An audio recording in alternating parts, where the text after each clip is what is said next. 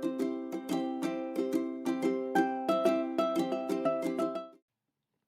everyone, this is Kowalski here. I'm going to do an unscripted video reaction to this recent CheckMate fact-checking article that appeared 4 hours ago on the ABC. So it is called, "We looked into Binary Australia's claim that Daniel Andrews can transition children without parental consent. Here's what we found." Now, this is CheckMate, your inoculation against misinformation, a fact-checking venture by RMIT and published on ABC News. So just scrolling down, they say CheckMate is a weekly newsletter from RMIT Fact Lab, which recaps the latest in the world of fact-checking and misinformation, drawing on the work of Fact Lab and its sister organisation, RMIT ABC Fact Check. So their CheckMate for the 11th of November debunks the claim that Victorian Premier Daniel Andrews is allowing school children to access gender-affirming medical treatment without their parents' consent.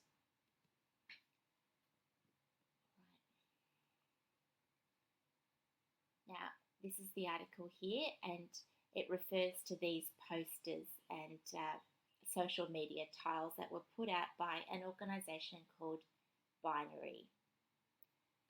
The subheading is "Anti-Trans Group Raises False Alarm on Policy for Gender Diverse Students."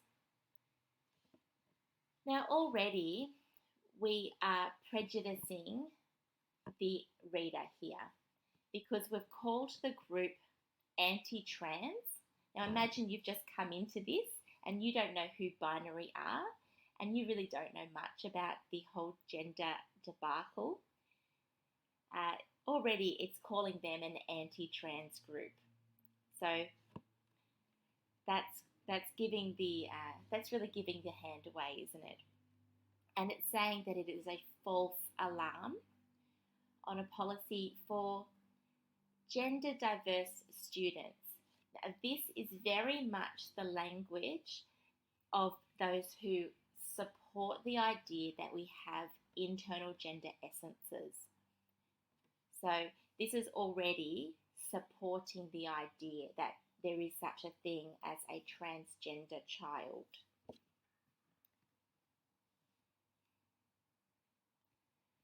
So the text starts, "An anti-transgender activist group, Binary Australia, has incorrectly claimed that it is Victorian government policy to allow school children to access gender-affirming medical treatment without parental consent." The claim appeared in a flyer produced and distributed by the group ahead of this month's state election. A page on Binary Australia's website, meanwhile, is titled "Dan Andrews Can Transition Your Child Without Your Knowledge or Consent." These are quite worrying claims, and they do sound very hyperbolic in the sense that, I really doubt that Dan Andrews is personally invested in whether or not individual students are going to pursue any sort of gender transition. So there is that, level of hyperbole and maybe amplifying the concern. So I will, but they don't really make mention of that alarmist tone in the pamphlet. They go on.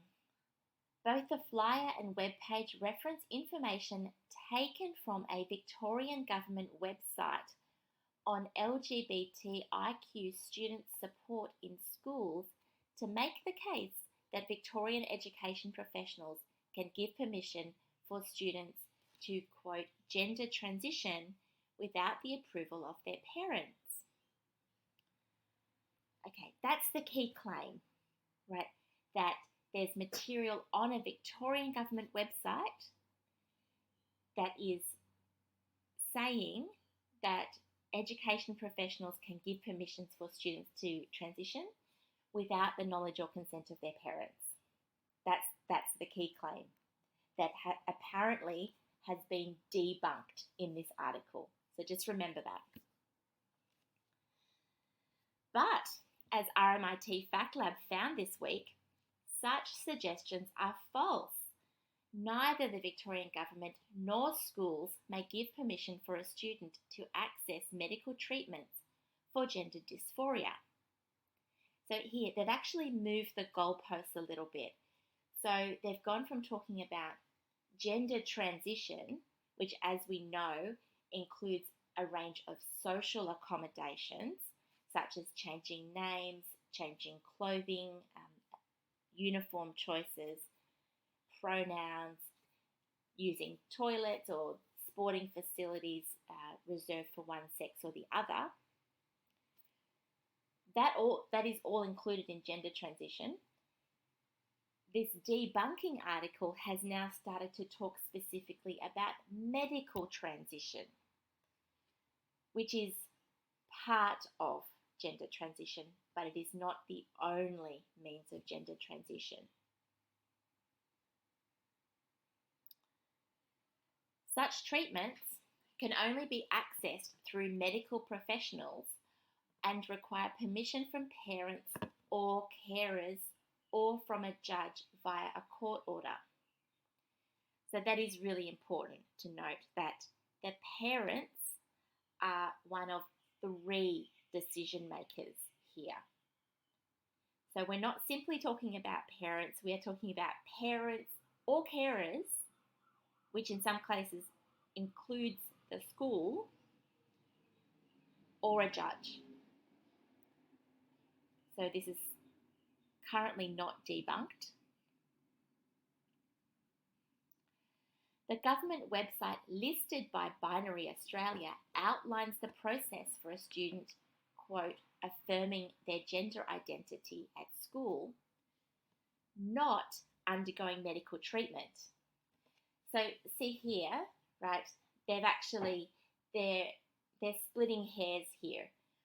Binary is talking about gender transition, which includes that social transition. And as we know, it's a very important first step in pursuing a medical transition. You know, the first thing you do when you declare that you're the opposite sex, you change your hair, you change your pronouns, you change your name, and you start wearing gendered clothing. But this article chooses only to talk about medical transition, which is the next step after the social transition. A spokesperson for Victoria's Education Department told Fact Lab, quoting here, "Our schools support trans and gender diverse students to embrace their identity by supporting them to express their gender with their uniform and pronouns, and by training staff to create supportive spaces for all students." This is precisely what Binary is talking about. So a very important step in pursuing medical transition is actually social transition, and the school is undertaking this important step, sometimes without the knowledge or consent of parents. And they are enabled to do that by the Victorian government. So while I wouldn't support their claim that Dan Andrews is personally transitioning children, the policies of the Dan Andrews government do support transitioning of children in the absence of parental knowledge or consent. They continue. Under the government's education policy, schools must work with students who are affirming their gender identity to develop a student support plan in consultation with the student's parents or carers where possible. Now, that is incredibly important. Again, the parents are not the sole decision maker. It is the parents or the carers where possible.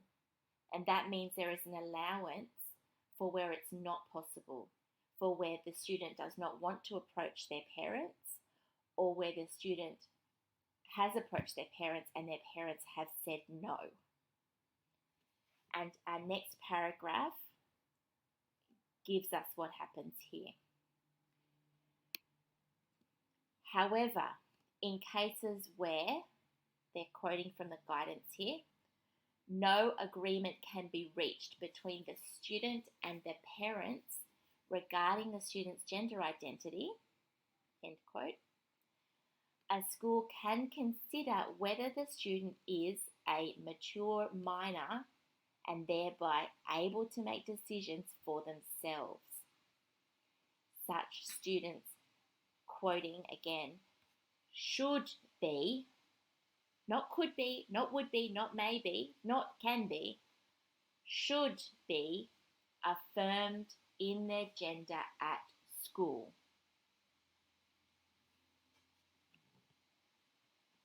So the important claim here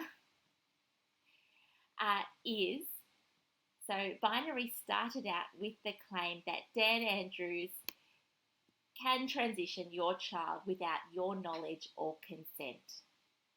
Okay. So can he, well, will he personally be doing it? Probably not. Can his policies support the transition of your child without your knowledge or consent? Well, absolutely. Where no agreement can be reached by the student and their parents regarding their gender identity, the school can declare that the student is able to make their own choices and proceed without consulting the parent. And without consulting the parent, without getting consent of the parent. So absolutely, those children can be transitioned, right? New name, new pronouns, new uniforms, new access to the opposite sex facilities. That is important steps in gender transition that can all happen without the parent's knowledge or consent. Now,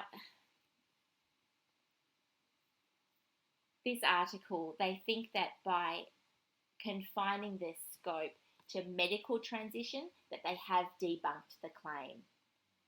However, we all know that medical transition is not the only, it's not even a necessary part of gender transition. Social transition, especially for children, is incredibly powerful. So this is giving them a new identity at a critical stage in their identity formation. And it's also, it creates pressure that directly leads towards medical transition. You know, I've changed my name, I've changed my pronouns, I've changed my uniform, I'm binding my breasts, and the next thing I want is to go on testosterone, right? And then the next thing I want is a mastectomy after that. Okay, we know that this is a conveyor belt that children get on. Now, so I'm going to just declare this debunk, completely debunked. I did just want to, before I leave you, just look a little bit at the context behind this article. So now Binary Australia, this is an organisation that seems to run a little bit more to the right wing of Australian politics. So I think that we are aligned on the gender issue, in that, you know, I don't think that human beings can change sex, and they also don't believe that human beings can change sex. That might be all that we're aligned on. And just because they're on the right of politics and I'm not on the right of politics, that doesn't make it okay for the ABC, right, to say that they're lying when they're not. They are absolutely raising an important issue. They're raising it in a very, sensationalist way, and I think that's what happens when you're a lobby group and you're, trying to raise the importance of the profile of these important political issues. You work the media and you raise these issues in an important way. Just because they're on the right of Australian politics doesn't mean that they have lied in this instance. And just because they believe that human beings can't change sex, it does not make them an anti-trans group. Now, this article was published by the ABC and it was furnished by RMIT University. When I read something that is so clearly biased like this, the first thing I do is I head over to the Australian Workplace Equality Index Inclusion Awards for 2022, and I just have a little check. So I just come over to the awards page and I scroll down and I search for the company that's putting out the information. So in this case, the ABC, and I can see that they are a gold employer. Now, because I happen to have looked in depth at their AWEI submissions for several years now, I know that they have received top marks in the gold band. They received 177 out of 200, 2 years running. They are exceptional performers, okay? So they are very closely aligned to ACON's agenda. I would be very surprised if they said anything in the trans debate that was contrary to ACON's agenda. But let's look at RMIT.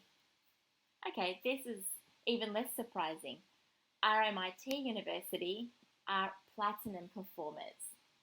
So what this means is that they have maintained a gold ranking, which is the top 10% of performers, for 5 years or more.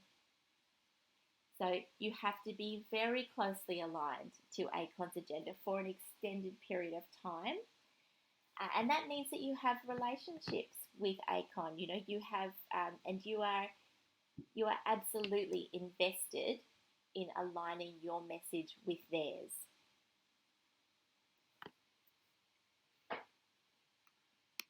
So when I look at a piece of information like this that is claiming to debunk the claims that Daniel Andrews can transition children without parental consent, I'm highly skeptical. And you'll note I didn't even need to go to another source. I could debunk this debunking article simply by reading the text, its own text. It debunks itself. Any critical reader would be able to tell that this article is incorrect. The ABC are hoping desperately that none of us are critical thinkers. And frankly, I think that's very sad. Thanks for listening to me. I'm Kit Kowalski. Please do like, share and subscribe, and check out my blog at ladykitkowalski.wordpress.com.